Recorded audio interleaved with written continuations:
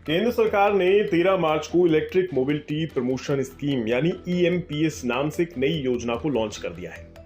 ये स्कीम आपकी इलेक्ट्रिक सवारी पर सब्सिडी देने के लिए शुरू की गई है।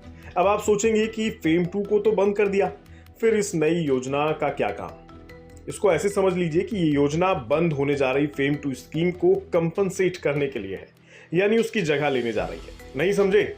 चलिए बताते हैं आखिर मामला क्या है। आपको पता होगा फेम 2 स्कीम के तहत अब तक हर इलेक्ट्रिक सवारी यानी 2 व्हीलर, 3 व्हीलर और 4 व्हीलर सबको सब्सिडी मिलती है, लेकिन इस योजना की समय समाप्ति की घोषणा हो चुकी है। इस स्कीम के खत्म होने की आखिरी डेट है 31 मार्च।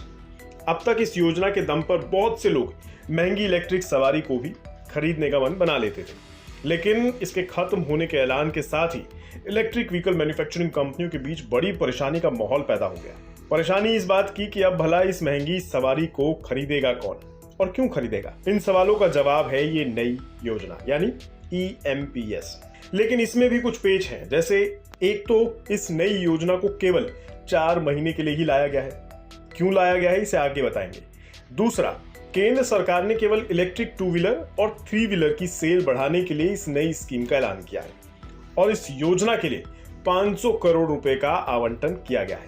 मतलब ये नई स्कीम 4 व्हीलर्स पर लागू नहीं होती। 31 मार्च को फेम 2 स्कीम खत्म होगी और 1 अप्रैल को EMPS यानी इलेक्ट्रिक मोबिलिटी प्रमोशन स्कीम लागू हो जाएगी। अब सवाल यह है कि इस नई स्कीम को लाया क्यों गया है? जवाब बहुत सिंपल है। इसके पीछे कारण है इलेक्शन। दरअसल फुल फ्लेज्ड यानी फेम 2 के जैसे फेम 3 स्कीम अगर सरकार लाती है तो वो नई सरकार लाएगी। फिलहाल चुनाव होने में कुछ ही समय बचा है, इसलिए ये नई स्कीम केवल फेम 2 को कंपनसेट करेगी और छोटी इलेक्ट्रिक सवारियों की बिक्री को सपोर्ट करने के लिए लाई गई है। मिनिस्ट्री ऑफ हैवी इंडस्ट्रीज के अनुसार 500 करोड़ रुपए की जो सब्सिडी दी गई है उसमें 3,33,387 स्कूटर्स पर हर एक को 10,000 रुपए की सब्सिडी दी जाएगी। इसी तरह 41,306 3 व्हीलर्स पर हर एक को 25,000 रुपए की सब्सिडी दी जाएगी और 25,238 लार्ज 3 व्हीलर्स पर हर एक को 50,000 रुपए की सब्सिडी दी जाएगी। इस तरह से 500 करोड़ रुपए डिवाइड कर दिए गए। फेम 2 के लिहाज से 500 करोड़ का आवंटन कम लग सकता है, क्योंकि फरवरी 2024 में ही सरकार ने फेम 2 स्कीम के तहत आवंटन बढ़ाकर 11,500 करोड़ रुपए कर दिया था। हालांकि ये राशि 31 मार्च 2024 तक बिकने वाले 2 व्हीलर्स, 3 व्हीलर्स, 4 व्हीलर्स यानी कारों पर लागू होती है, तो उस लिहाज से ये ठीक भी है। यानी अभी आपके पास कुछ समय बाकी है, अगर खरीदनी है तो खरीद लीजिए, सब्सिडी मिल जाएगी। उसके बाद 4 व्हीलर वालों को सब्सिडी नहीं मिलेगी।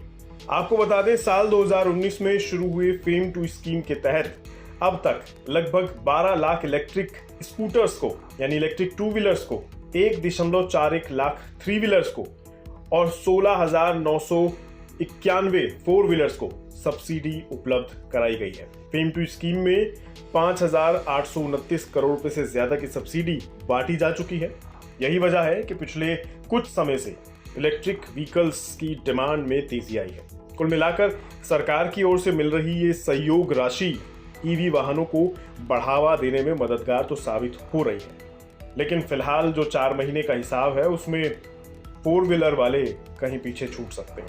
बाकी नई सरकार क्या करती है उसके लिए इंतजार करना होगा।